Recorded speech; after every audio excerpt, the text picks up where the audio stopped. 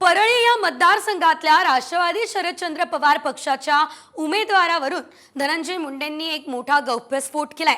परळीमध्ये माझ्या विरोधात लढण्यासाठी मोठी रांग होती। अखेर मीच तुतारीच्या नेत्याला फोन लावून लवकर उमेदवार ठरवायला सांगितलं असं धनंजय मुंडे म्हणाले।